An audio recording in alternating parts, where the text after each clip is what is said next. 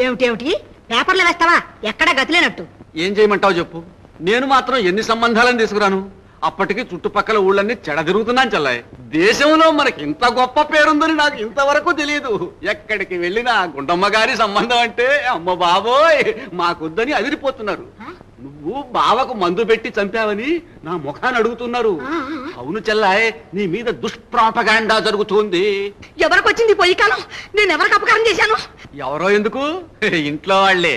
నీ మారు కూతురు లక్ష్మి లేదు, ఇరుగు పొరుగు వాళ్ళతో వాగుతూ ఉంది. వాళ్ళు ఊరుకుంటారా? ఊరంతా ఏకి పెట్టారు. నిజమేనన్నయ్యా, ఇది నాకు పెద్ద బెడదైపోయింది. ఇది ఇంట్లో ఉన్నంత కాలం నా కూతురు పెళ్లి కాదు. వచ్చిన వాళ్ళంతా దీన్ని చూసి నా కూతురు వద్దంటున్నారు. దీనికి దారిన పోయేవాడిని ఎవరైనా చూడన్నయ్యా, ముడెట్టేద్దాం. అదెంత పని లేదు, చేసేద్దాం. ముందు సరోజ్ సంగతి తెలుసు.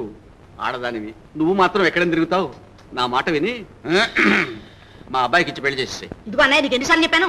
మళ్ళీ నీ కొడుకు ప్రస్తావన నా దగ్గర